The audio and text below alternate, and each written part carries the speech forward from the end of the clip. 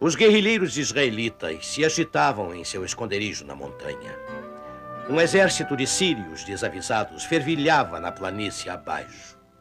A emboscada estava pronta. E assim começou a primeira luta pela liberdade religiosa há bem mais de 2000 anos.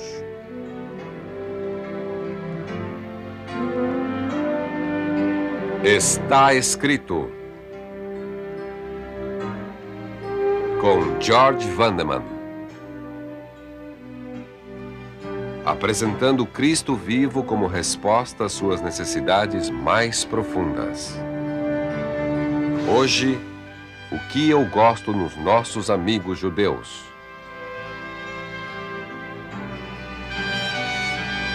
A crise ocorreu em 168 a.C., quando Antíoco Epifânio determinou impor a religião do Estado por todo o seu reino. Antíoco enviou patrulhas para a Palestina para promover o culto pagão lá. Ele construiu uma estátua para o deus Júpiter no templo de Jerusalém. Não satisfeito com tal ofensa, ele cometeu o grande sacrilégio de sacrificar suínos no altar do templo. Todos os que se recusassem a negar sua fé eram mortos. Jerusalém estava desassossegada. As coisas ferviam quando Matatias, um velho sacerdote, desafiou um oficial comandante sírio a ajoelhar-se diante do altar pagão. Em vez disso, ele desembainhou a espada e matou o seu algoz.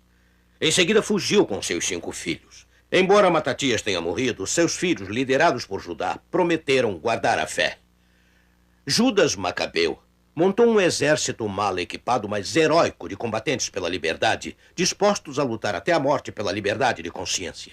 Seus 3 anos de luta marcaram o primeiro uso bem-sucedido das táticas de guerrilha. Ataques e retiradas rápidas, emboscadas, ataques noturnos. Em número bem menor e com pouquíssimas armas, sua causa parecia perdida. Mas seu líder continuou firme. Coragem, ele exortava. Para Deus não faz diferença sermos mortos por muitos ou por poucos. Corajosamente, os israelitas atenderam ao desafio de seu líder. Antíoco reuniu seu exército para esmagar a revolta, mas os sírios foram derrotados. Sem se intimidar, Antíoco enviou mais tropas, mas os intrépidos israelitas os venceram também.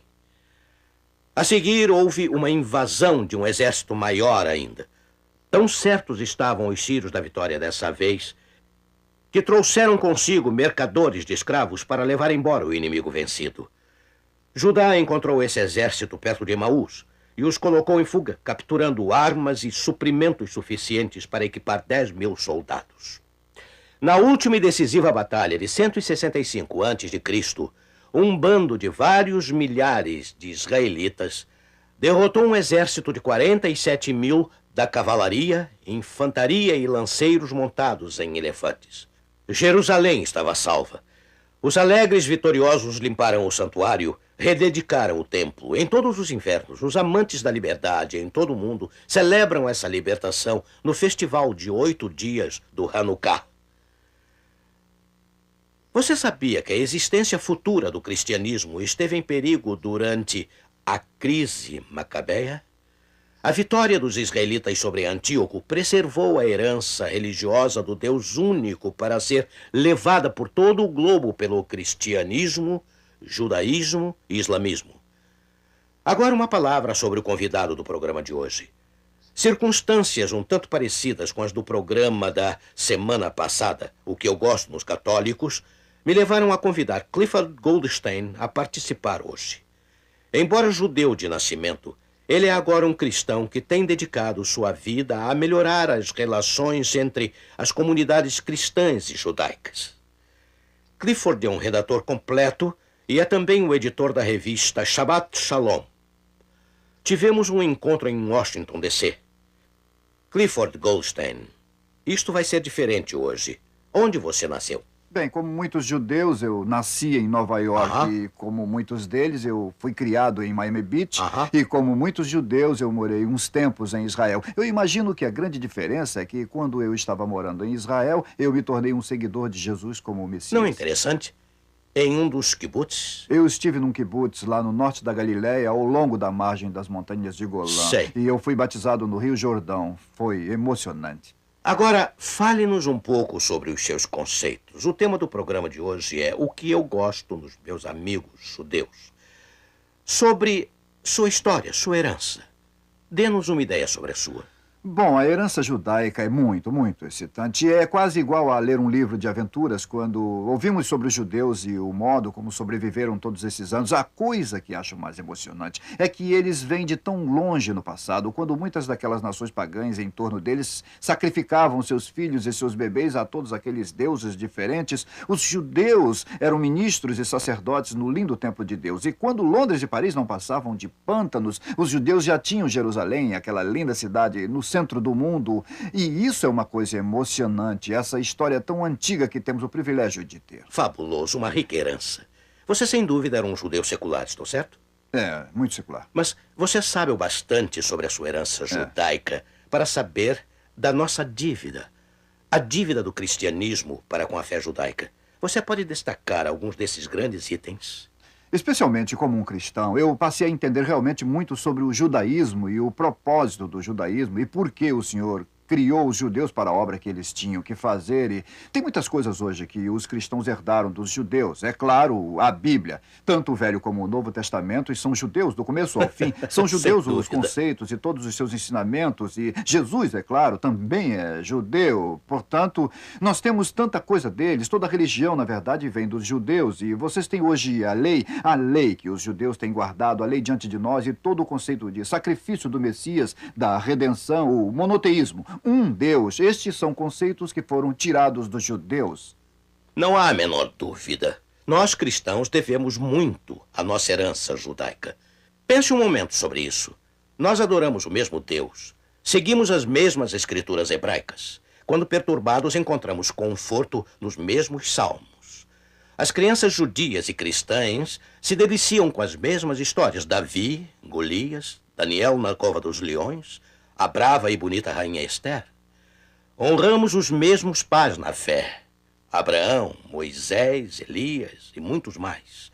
Nós até defendemos valores idênticos baseados nos 10 mandamentos de Deus.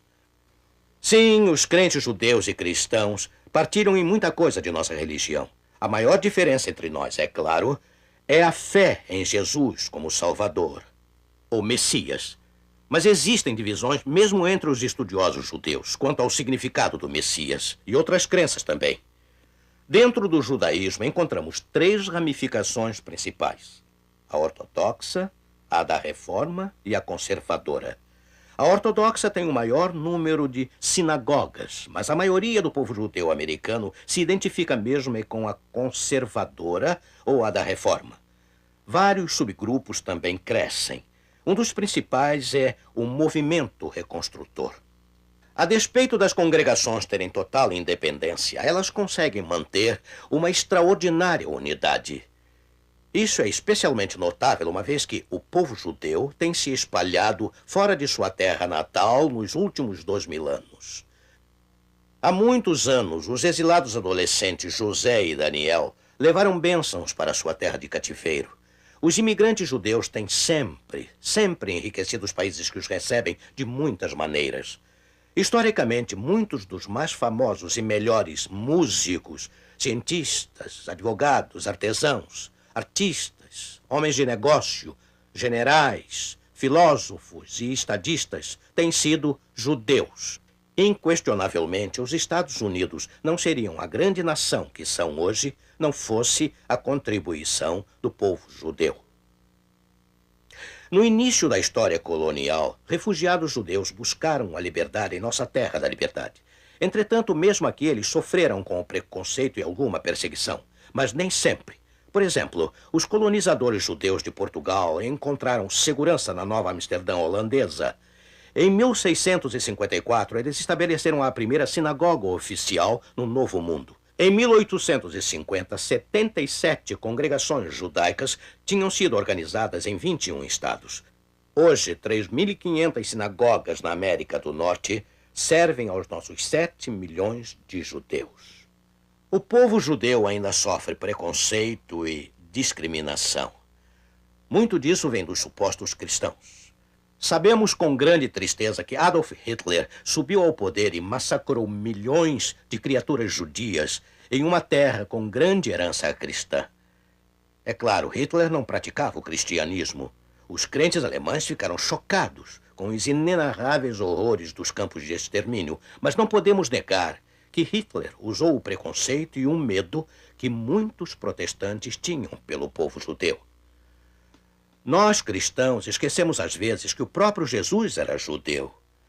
Ele nasceu da linhagem real de Davi, da tribo de Judá. Todos os seus apóstolos eram judeus. Então, por que o próprio povo de Jesus o rejeitou? Bem, para começar, a afirmação dele de ser divino pareceu fora da linha do pensamento deles. Quando ele proclamou, "Eu e meu Pai somos um", Jesus pareceu violar o princípio básico da crença judaica. Todo hebreu devoto repete diariamente o Shema. Ouve, Israel, o Senhor nosso Deus é o único Senhor. Ora, uma vez que o Pai é um, como Jesus podia se atrever a compartilhar da divindade com o Pai? Esta perplexidade levou os líderes religiosos daqueles dias a acusar Jesus de blasfêmia e decidiram condená-lo à morte. Você pode ler sobre tudo isso no capítulo 10 de João, começando com o versículo 30. Teria sido muito útil, entretanto, lembrar o primeiro capítulo da Torá. Deus tinha dito: façamos o homem à nossa imagem, conforme a nossa semelhança. Esta forma plural para Deus, obviamente, requer a presença de pelo menos duas pessoas, embora a pluralidade de Deus não negue sua unidade. Notamos no versículo seguinte, ele diz: e criou Deus o homem à sua imagem. Evidentemente, deve haver um Deus, uma única cabeça, com membros plurais. Nossa mente humana limitada não consegue compreender isso. Assim como não conseguimos entender como Deus não teve princípio, mas existiu toda a eternidade. Sim, estas coisas e muitas outras são impossíveis de explicar. Mas quando aceitamos as Escrituras como estão escritas, como podemos negá-las? Lembra-se do nascimento de Jesus? Sábios do Oriente perguntaram onde o Messias iria nascer. O rei Herodes encaminhou-os aos sacerdotes. E os líderes judeus apontaram em direção da pequena cidade de Belém. Você se lembra? Citando o profeta Miqueias, capítulo 5, versículo 2. E tu, Belém Efrata, posto que pequena entre milhares de Judá, de ti me sairá o que será senhor em Israel, e cujas saídas são desde os tempos antigos, desde os dias da eternidade. Ao que parece, eles esqueceram a última parte do texto, que documenta a história eterna do divino Messias. Eles sabiam aonde ele viria, Belém, mas não perceberam de onde ele viria, da eternidade. Seria mesmo blasfêmia Jesus afirmar ser um com um Pai e ter relacionamento eterno com ele? Bem, considerando as Escrituras que acabamos de ler, de que outro modo poderia ser? Outros fatores contribuíram para a rejeição de Jesus pelos líderes daqueles dias. Como no tempo de Antíoco, a nação sofria de novo o jugo de um governo estrangeiro, mas dessa vez com uma diferença importante. Israel desfrutava da liberdade de religião sobre os romanos. Assim, a situação era mais um inconveniente político do que uma crise espiritual. Mas mesmo assim, a nação ansiava libertar-se de Roma. Eles queriam um Messias que, como Judas Macabeu, expulsasse o inimigo e restaurasse a sua independência. Jesus não tinha interesse em organizar exércitos para salvar o povo dos romanos. Ele veio para salvá-lo do pecado. Desde que Jesus falhou às expectativas, Israel falhou em aceitá-lo.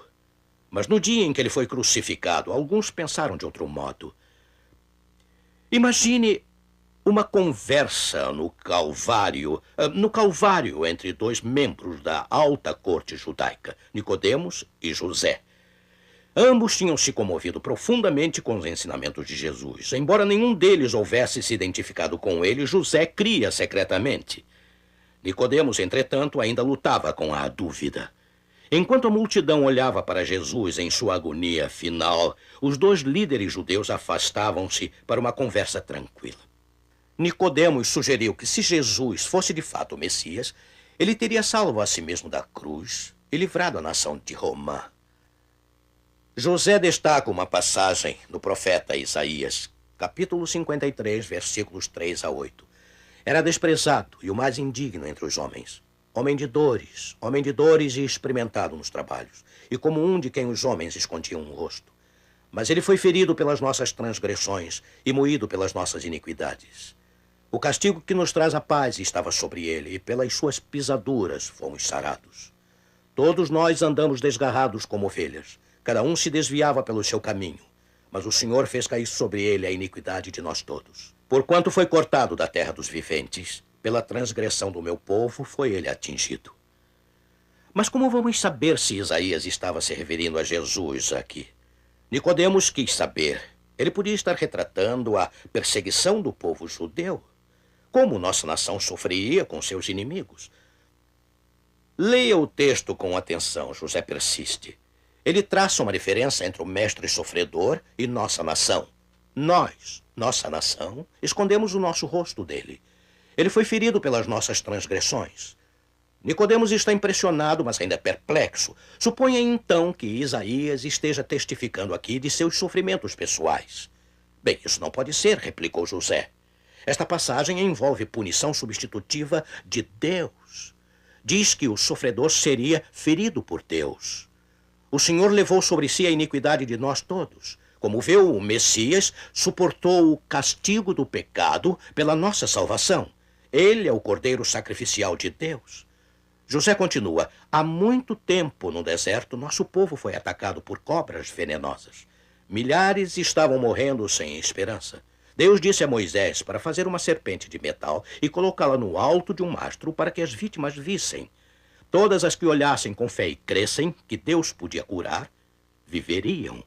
Bem, você conhece a história. De fato, o próprio Jesus não a mencionou aquela noite em que você falou com ele? Sim, falou, concordou Nicodemos. Ele me disse que assim como Moisés levantou a serpente no deserto, ele também deveria ser levantado na cruz.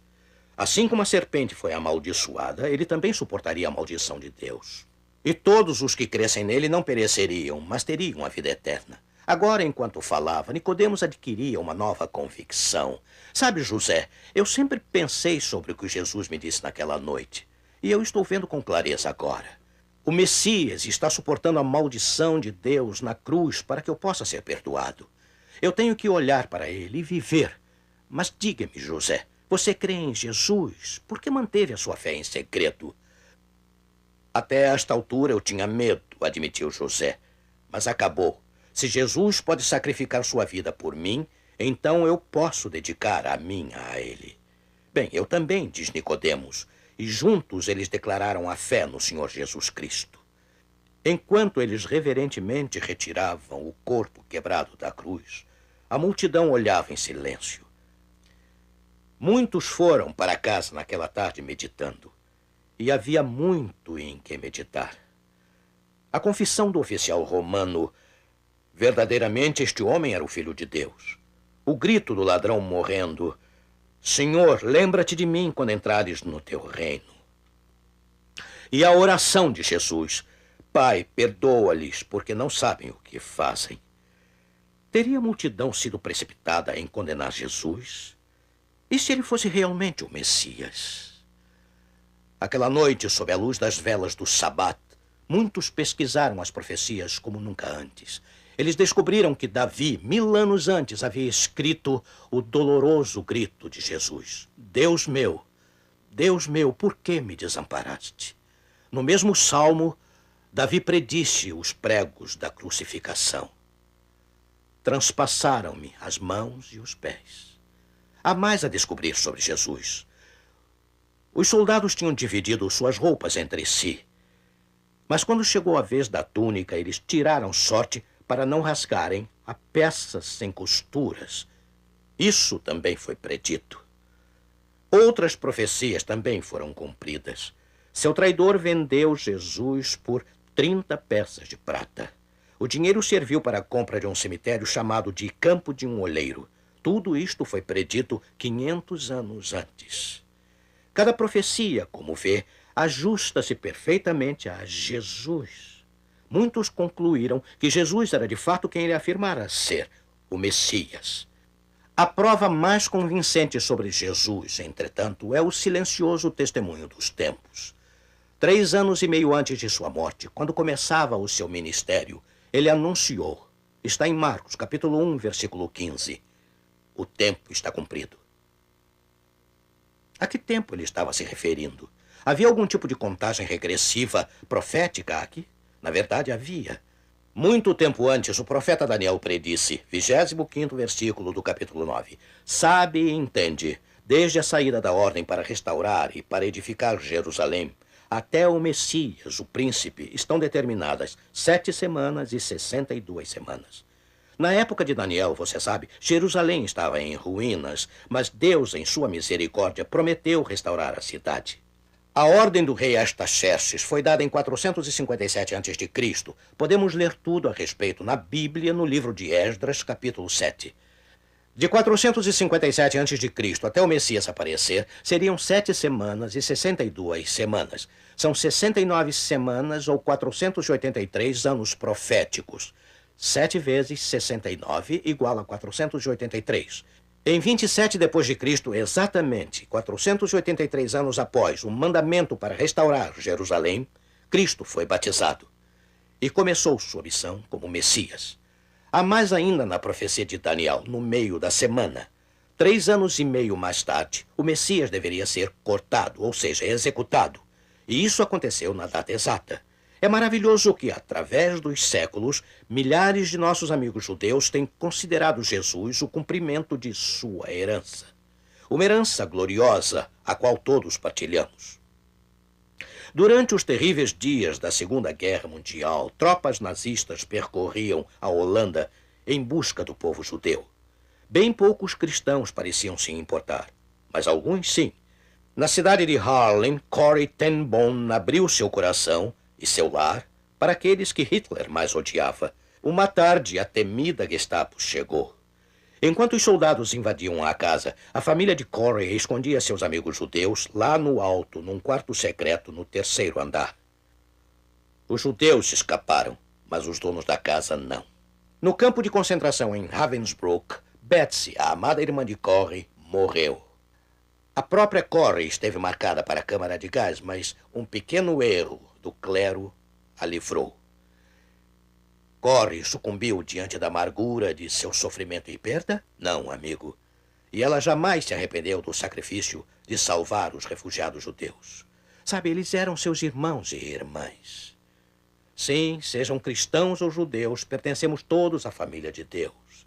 Que Deus nos ajude a apreciar uns aos outros e procurar seguir a sua vontade. Vamos orar. Esperamos que a saudação, querido Deus, de nossos pais, signifique mais para nós agora, ao encerramento deste programa, do que significava 30 minutos atrás. Que alicerce existe para todos nós, sobre o qual podemos construir? E para a revelação de Jesus Cristo, que dá mais significado a todos sobre esta sagrada história. Somos muito gratos por tudo isso. Que a influência desse belo Espírito de Deus, mencionado tão claramente no Velho Testamento, nem sempre meu espírito contenderá com o homem, e que foi revelado tão plenamente no Pentecostes, traga a todos nós o conhecimento salvador do Messias. Nós fazemos esta petição ao nosso Deus. Amém.